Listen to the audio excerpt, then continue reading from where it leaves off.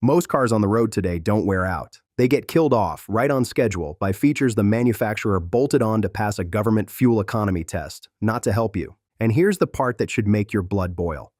Almost every one of these systems was engineered to hold together just long enough to clear the warranty, and not 1 mile more. I've spent better than 20 years under the hood, everything from tired old Camrys to trucks fresh off the lot, and shop after shop it's the same story. The simple cars roll past 300,000 miles. The clever ones come limping in the week the factory coverage runs out. You already knew that. You've felt it in your gut every time you walked past a new car on a lot. So today I'm laying out the 15 features doing the damage, and the worst one, sitting at number 1, can turn an engine you've babied for years into scrap metal with no warning light on a car that never should have died. Stay with me. Knowing these 15 is the difference between keeping the car you own and getting pushed into a payment on a pension you never wanted. Number 15, automatic stop-start. You roll up to a red light and the engine shuts off. Light turns green, it fires back up. The dealer sold you that as free gas money. Here's what they leave out. Your starter and your battery are the ones paying for it. A car without this feature might start 4 or 5 times a day. One with stop-start can restart the engine 30, 40, 50 times a day. Tens of thousands of extra fire-ups a year that the starter and the battery were never traditionally asked to survive. Manufacturers know it, so they quietly fit a heavier-duty starter and a special AGM battery to get you through the warranty. What they don't mention is the bill after. That AGM battery runs $250 to $400 to replace, against maybe $150 for the ordinary battery your last car used. A starter worn out early is another $400 to $700 installed. The good news is most of these cars let you shut the system off with one button every time you start up. Press it and drive. It's the first thing I'd turn off the day I brought one home. Number 14, electronic parking brakes. The old handbrake lever between the seats is gone. In its place is a little electric motor built into each rear caliper that clamps the brake when you park. The trouble shows up the day you go to do your own rear brakes. On most of these, you physically cannot push the caliper piston back without a scan tool to wind the motor in first. The driveway brake job you've done your whole life is now a shop visit. Think about the last time you changed your own rear pads. On a car with a cable brake, that's an afternoon and $30 in parts. On one of these, when the actuator motor itself seizes, and they do, you're not replacing a cable, you're replacing the whole caliper assembly at $400 to $900 a corner. If your car has one, learn its manual release procedure now before you're ever stuck with a brake that won't let go. And when it's time for pads, budget for the tool or the shop instead of getting caught out in the middle of the job. Number 13, touchscreen climate controls.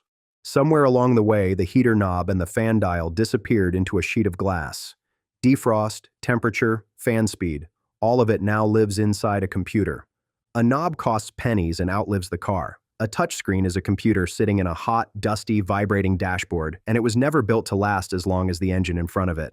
I've had 2 crossovers of the same age come through in the same month. The one with real buttons had every control working fine past 150,000 miles. The one with the screen had a dead display and no way to switch on the defroster in a snowstorm, which stops being an annoyance and turns into a safety problem in a hurry. When that module dies, you're looking at $800 to $1,500 for a replacement screen, and on some models, well over $2,000. You can't design your way out of it after the fact, but keeping the car out of blistering sun helps, and never pry at a frozen screen. If you're shopping, a dash with real knobs is a mark in the plus column, not the minus. Number 12, electronic thermostats that run the engine hot. Modern engines are calibrated to run hotter than the ones you grew up with, and a computer-controlled thermostat holds them there. On paper, it squeezes out a hair more fuel economy and slightly cleaner emissions. Heat is the enemy of everything inside that engine. It's the difference between oil that lasts and oil that turns to varnish, between seals that stay soft and seals that go hard and start weeping. Run an engine at those higher sustained temperatures year after year, and the oil oxidizes faster, the gaskets bake, and every plastic part under the hood gets brittle ahead of schedule. It's a slow, easy-bake oven doing its work whether or not a light ever comes on. You can't easily tell the computer to run cooler, but you can beat the heat where it counts. Change the oil more often than the maker's stretched out interval, every 4,000 to 5,000 miles on a good full synthetic,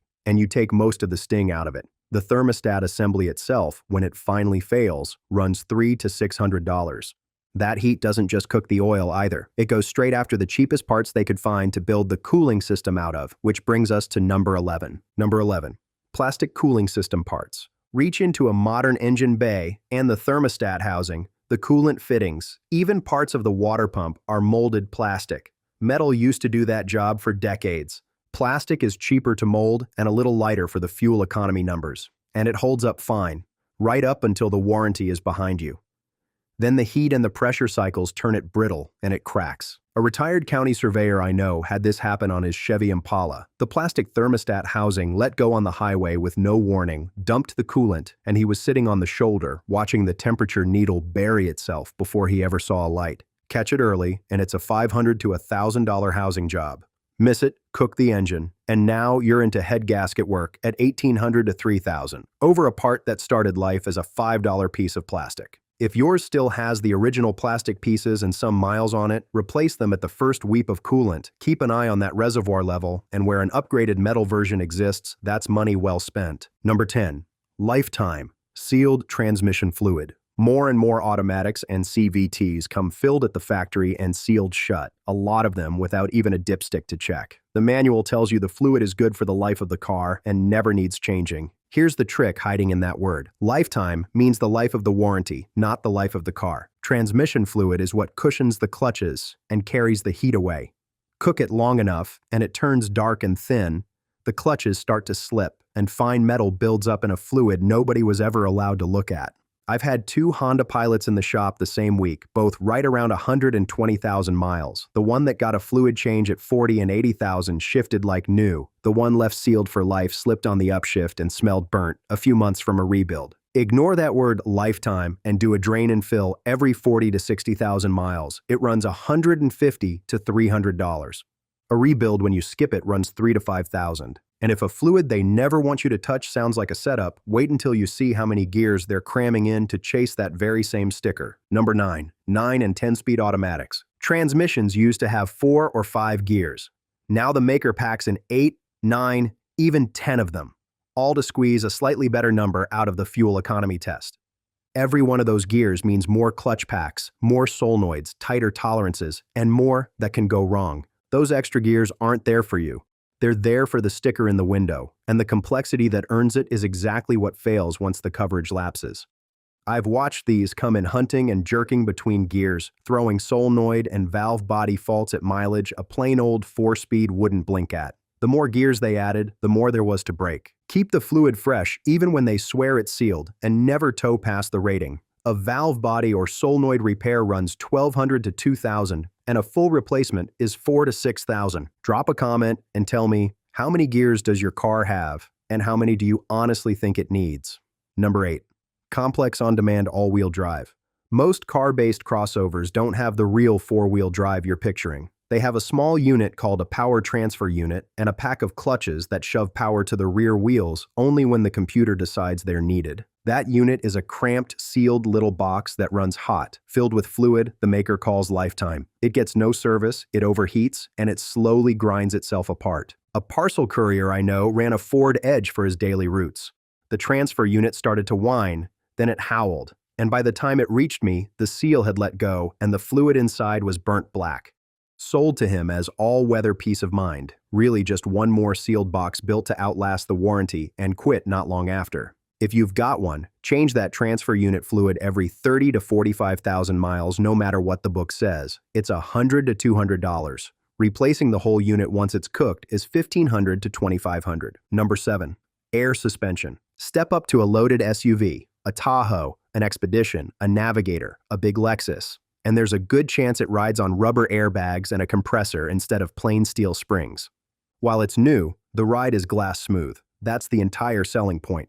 Here's what that ride is hiding. Rubber ages, road salt, and cold weather work tiny cracks into the bags, and they begin to leak. The compressor kicks on more and more to keep the truck level, running itself ragged until it burns out.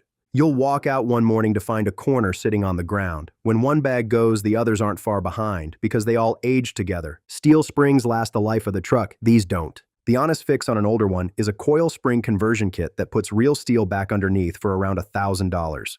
Chasing it with factory parts instead runs $900 to $1,300 a corner, plus $700 to $1,000 for the compressor. Number 6. Downsized turbo engines. To pass the fuel tests, the makers shrank the engines and strapped a turbo on top. a little 3 or 4 cylinder doing the work a 6 used to do, with a turbo spinning past 100,000 revolutions per minute and glowing red to make up the difference. That turbo works hard every single mile, all heat and boost and carbon. Shut the engine off while it's hot and the oil sitting inside it bakes onto the bearings. It's a lawnmower engine with a turbo, asked to do a real engine's job for 200,000 miles. Ask yourself when a turbo 4-cylinder became normal in a family crossover. Then ask what one costs when it lets go, because that fuel savings mostly disappears the second you actually put your foot into it. Let it idle 30 seconds before you shut it down so the turbo can cool. Use exactly the oil it calls for, and change that oil early and often. A turbo that gives up from cooked oil runs $2,000 to $3,500 to replace.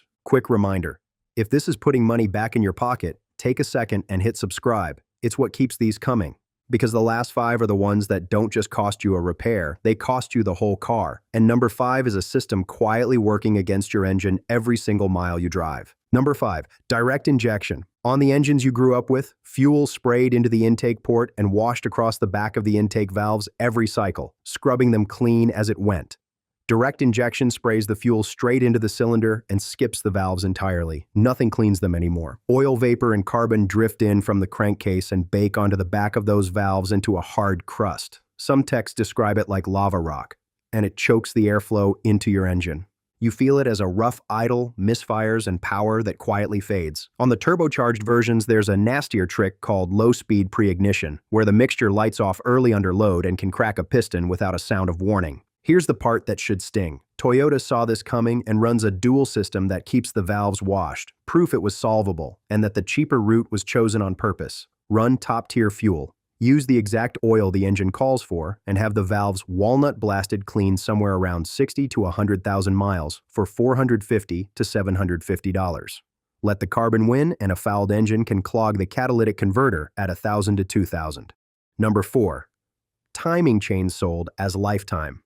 For decades, the timing belt was a known quantity. You replaced it on schedule for a few $100s and never thought about it again. Then makers swapped in a chain and told you it was lifetime, sealed, no service ever. The chain itself might go the distance. The plastic guides and the tensioner that hold it tight do not. There's that word again. Lifetime means the warranty, not the car. When the tensioner weakens, the chain goes slack, and on the interference engines nearly everything uses now, a slack chain that jumps a single tooth slams the valves straight into the pistons.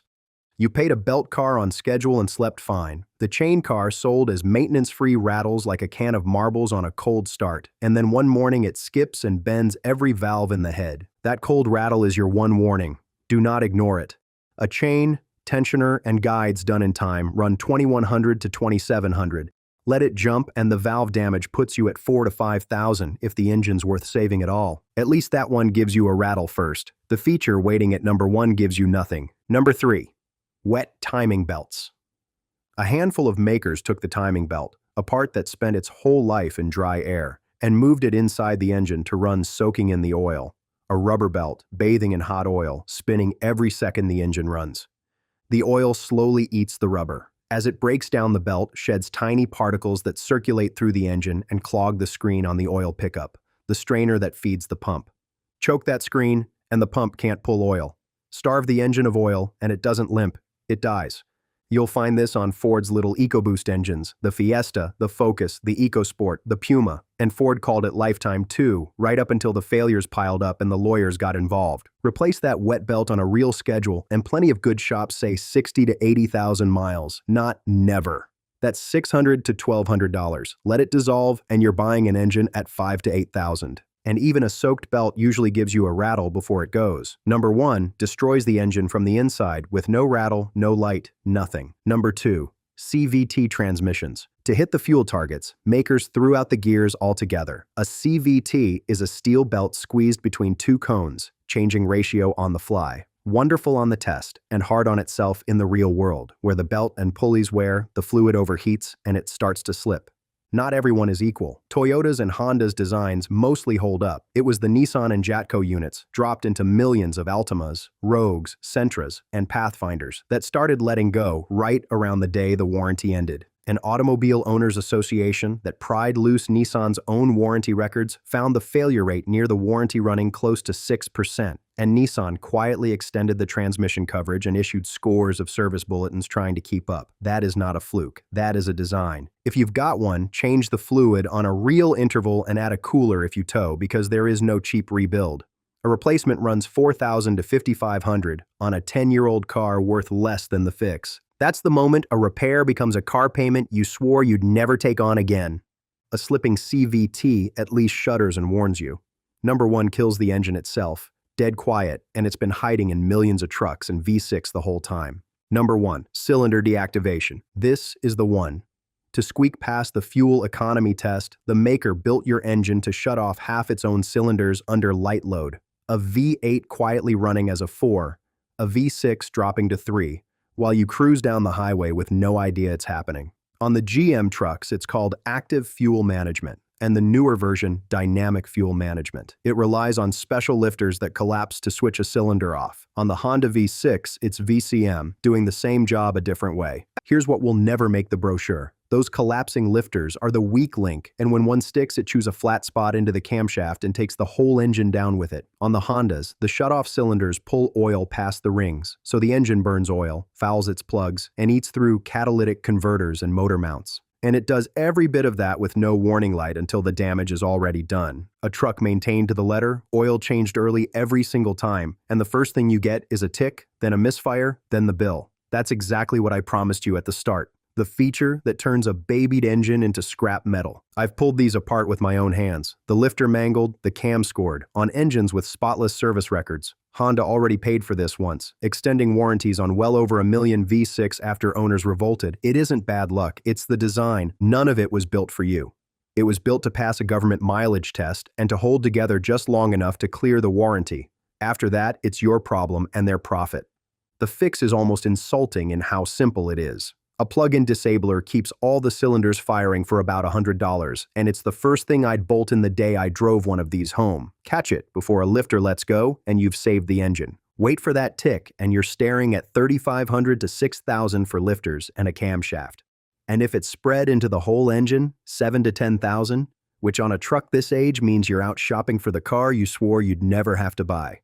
Keep it simple, and it'll last. That's the whole secret they've been selling against your whole life. So if you want the exact step-by-step on the very first feature I told you to kill, how to permanently shut off that auto stop start yourself without a dealer and without wasting a dime, click the video on the left. I'll see you there.